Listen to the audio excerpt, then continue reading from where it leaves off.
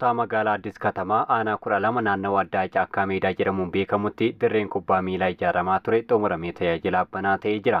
Sagantaa kanatti argamuun ergaa kan dabarsan hojii raawwachiisaan kutaa magaalaa Addis Katamaa obbo Taarraqany hojiin kun jalqabbii malee xumuramiti jedhan.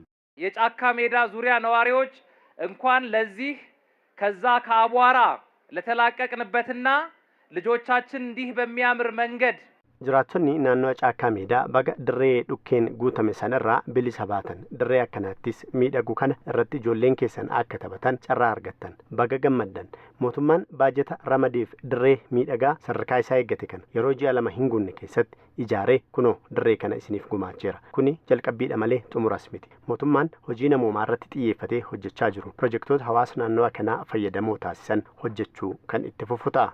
Obbo Abdii Nagaash jiraataa kutaa magaalaa Addis Katamaa aanaa 12 yoo ta'an ijoollummaa isaaniirraa dirree kanarratti waayillan isaanii faana kubbaa taphachaa akka guddatan yaadachuun amma dirreen kun bifa ammayyaan ijaaramee arguutti gammaduu himan. ጫካ ሜዳ ያው ልጆች ሆነን ያደግንበት ነው። ጫካ ሜዳ ijoollummaa keenyan dirree itti taphachaa guddanneedha. Dirree kanatti ijoollee hedduun guddatanii taphataa beekamaa ta'aniiru. Leenjisaan asii bahanii kilaboota pirimeer liigii leenjisan danuudha. Kanaaf dirreen kun lafa yaadannoo ijoollummaa keenyaati. Akkanatti miidhagee arguu keenyatti gammanneerra. Guddattoota naannawaa kanaaf carraa gaariidha. Guddattoonni umurii gita garaagaraan leenji'aa jiran carraa dirree kanatti fayyadamuu argatanis amma dura dirreen kun mijataa waan hin taaneef miidhama adda addaaf isaan saaxilaa turuu himuun amma dirree miidhage kanatti fayyadamuuf carraa argachuu dubbatan. ስሜ ያብስራ ፍቃዱ ይባላል።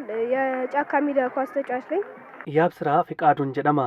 Guddattoota dirree Caakkaa Meedaa jedhamu kanatti fayyadamaa turre keessaa tokkon ture. Dirreen kun amma dura baay'ee fokkisaa fi itti taphachuuf kan hin mijanne ture. Amma haala kanaan miidhagee nuuf hojjetamuu isaatti nutti toleera. ይሄ ሜዳውን ሌላ ቦታ ነው መሰለኝ ከዚህ በፊት dirree kana amma yoon laalu bakka biraanatti fakkaata dhukkee fi dhagaa ture miidhaaf saaxilamaa turre amma garuu haala kanaan hojjetamuu isaa natti toleera gara fuulduraas dirree kana kunuunsaa itti fayyadamuu qabna.